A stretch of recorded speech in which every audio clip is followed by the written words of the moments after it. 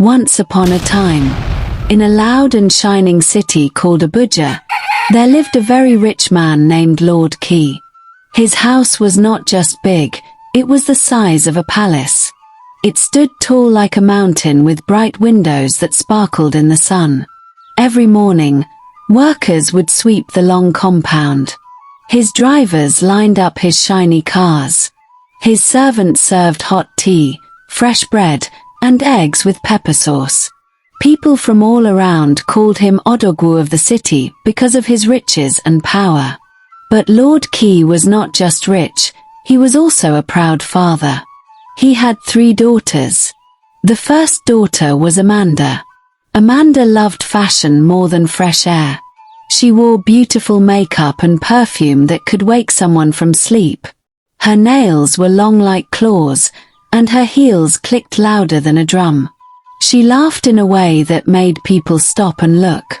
"Amanda is coming," they would say. She liked gossip more than food. The second daughter was Kyoma. Kyoma believed every mirror was made for her. She would stand for hours looking at herself.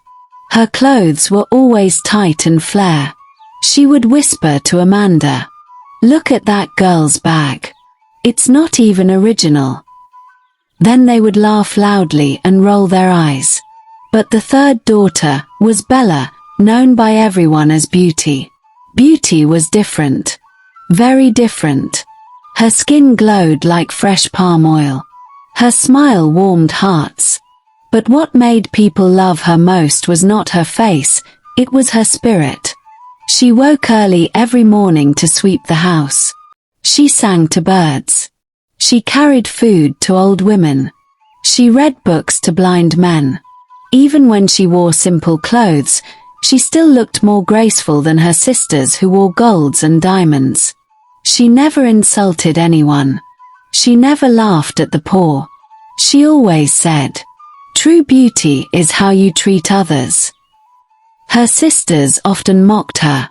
"Aya, see this one. Always reading storybooks. Who will marry a city helper like you?" But Beauty will just smiled and continued helping. One day, while they were enjoying breakfast on the dining table, a rider rushed in with sweat all over his face. He bowed and handed a letter to Lord Key. Lord Key opened it slowly. His face dropped.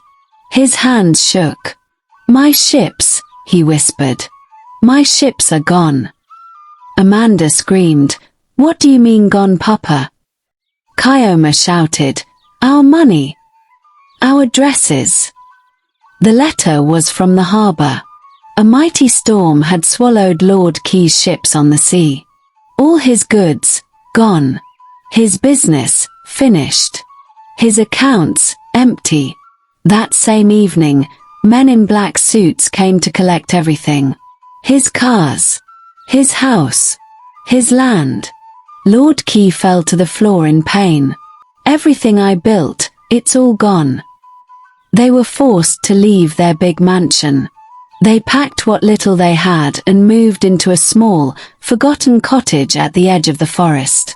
The new house was made of old wood. The roof leaked when it rained. The trees made strange sounds at night. Amanda cried, "This place smells like dead animals." Kyoma covered her nose. "I saw a goat inside the bathroom." But Beauty smiled. "We are together. That is what matters. Let us sweep, clean, and make it a home." And so, Beauty cleaned the floors. She cooked food with firewood. She fetched water with her hands.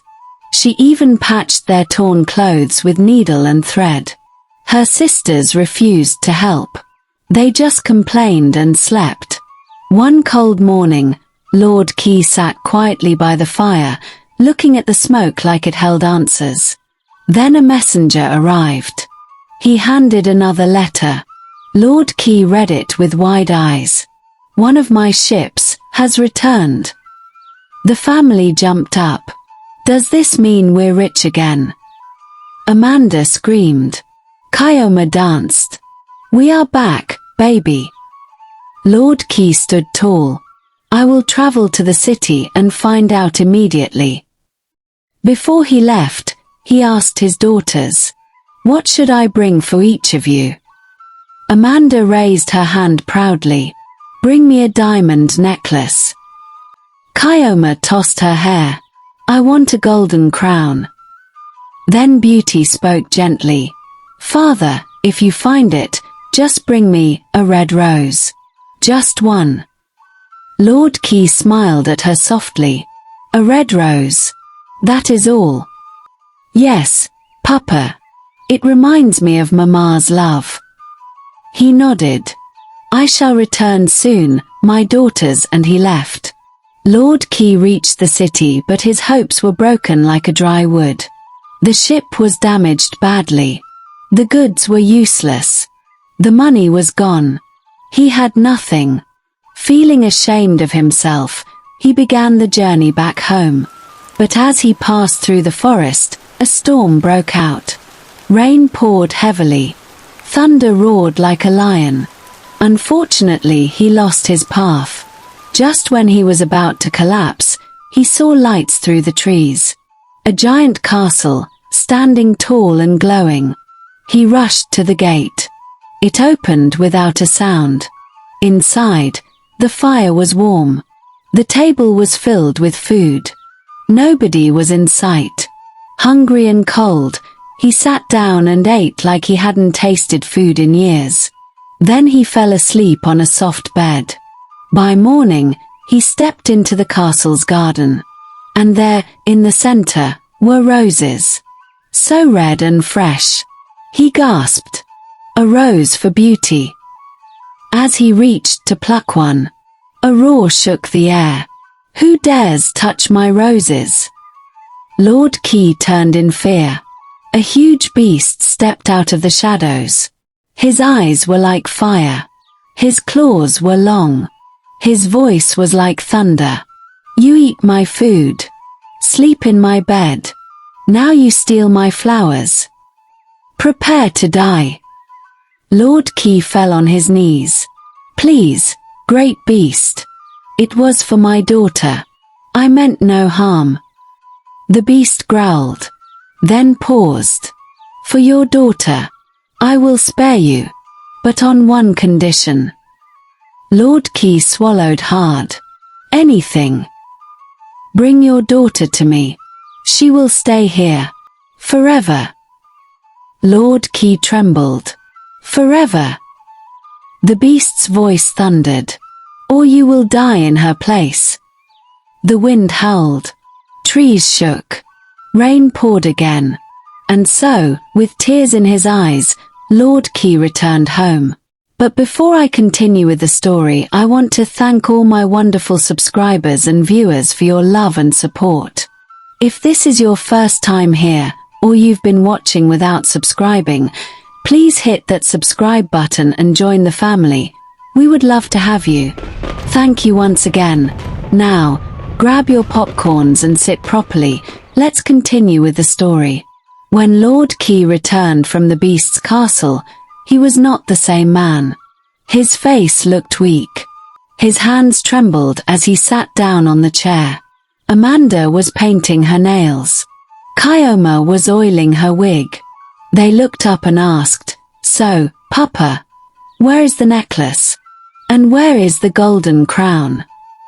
Lord Key didn't speak. He just held out the red rose, the one he nearly died for. Only Beauty noticed the fear in her father's eyes. She ran to him, held his hands, and said softly, "Papa, what happened?" Lord Key took a deep breath and told the whole story. From the storm, to the castle, to the terrifying beast. Amanda and Kyoma screamed and laughed. "Let Beauty go." Amanda said, "Yes." Kyoma added, "Let her go and see what it feels like to suffer in that monster's house." Beauty's eyes filled with tears. She stood up calmly and said, "I will go." Lord Key shouted, "No, my daughter. I won't let you." Beauty touched his face gently. You almost died for me. Now let me protect you, Papa." The next morning, Beauty packed her small bag. She kissed her father's forehead, looked at her wicked sisters one last time, and left with the horse, sadness in her heart. As she reached the gate of the forest castle, the wind whispered through the trees. The iron gates creaked open slowly. Beauty stepped in. The castle felt alive. The lamps lit by themselves. The door opened without a knock. And there he stood. The Beast. Tall. Furry. Eyes like fire. Voice like a mountain. But he didn't growl. He bowed his head and said, "You are welcome, Beauty." She looked at him, scared, but strong. "I came in peace." The Beast showed her around. There were golden hallways, talking statues, dancing candles, and a large dining hall. He led her to a big room filled with books, flowers, beautiful dresses, and music. "Everything here is yours," the Beast said. Beauty blinked. "You don't want to eat me?" she asked. The Beast smiled sadly. "No, Beauty. I only want peace." Days turned into weeks. Beauty wore beautiful gowns. She read books in the garden. The Beast brought her food every day. He even listened as she sang to the birds. He never shouted, never forced her. But every night, at dinner, he asked one question. "Beauty, will you marry me?" And every night, Beauty said, "No, Beast. I cannot." Still, the Beast remained kind. One evening, as the rain fell, Beauty looked at the Beast and asked, "Why do you stay in this big castle alone?" The Beast sighed. "Because I am not like others. People fear me. They run away. They hate how I look." Beauty's voice shook. "But you are kind. You saved me. You gave me a home." The Beast smiled for the first time. One morning, Beauty looked sad. The Beast noticed it. "What is wrong with you, Beauty?" he asked. "I miss my father," she said. "Please, can I visit him?" The Beast turned away quietly. He walked slowly to the window. "You may go, but return in 7 days. Or I shall die of heartbreak." Beauty promised. She hugged him and left. When she arrived at the cottage, Lord Key ran to her like a child. He hugged her tightly. "My daughter, you are alive." Amanda and Kyoma's mouths dropped. They expected to see a dead Beauty, or at least a cursed one. But instead, they saw a lady glowing in fine clothes, joy, and calmness. Jealousy began to grow like weeds. "Look at her," Amanda whispered. "She thinks she's a queen now," Kyoma hissed. They made a plan. They made her stay longer than 7 days. They cried fake tears. "Sister, just one more day. Stay and eat with us, we have missed you so much." But on the 8th night, Beauty had a dream. A terrible dream. She saw the Beast lying in the garden, cold and lifeless. She screamed and woke up. "I broke my promise." She ran through the forest in the dark, barefoot, rain falling hard. Her dress tore, but she didn't stop. She reached the castle gates. No lights. No sounds. She shouted, "Beast! Beast! Where are you?" She ran into the garden and found him lying under the rose tree. Still, not moving. She cried and held him. "No! No, please! Wake up! I'm so sorry. I came back. I love you for who you are, Beast. Please don't leave me." A single tear from her cheek dropped on the Beast's chest. Suddenly, a light brighter than the sun filled the air. The ground shook. The sky opened. The beast's body began to change.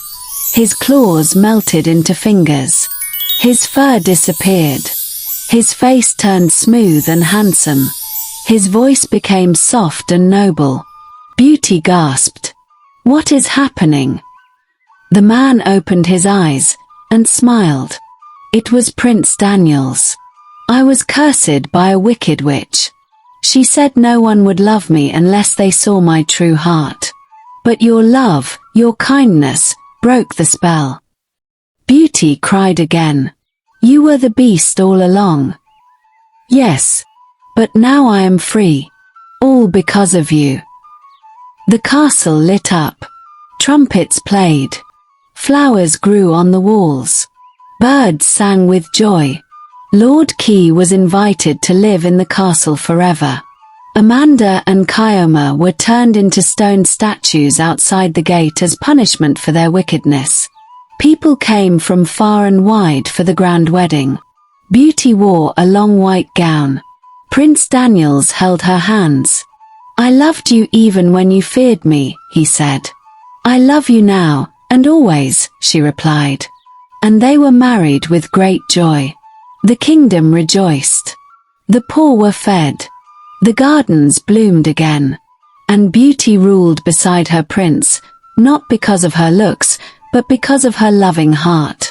And so, my dear friends, Beauty and Prince Daniels lived happily ever after, in a kingdom built on love, truth, and kindness. But ask yourself today, if someone lost their beauty, would you still love them? Would you see their heart, or only their face? Moral lesson for this wonderful story. True beauty is not what you wear on your body, but what you carry in your heart. Kindness, honesty, and love are more powerful than gold, clothes, or makeup. Even the worst curse can break when the heart is true. The end.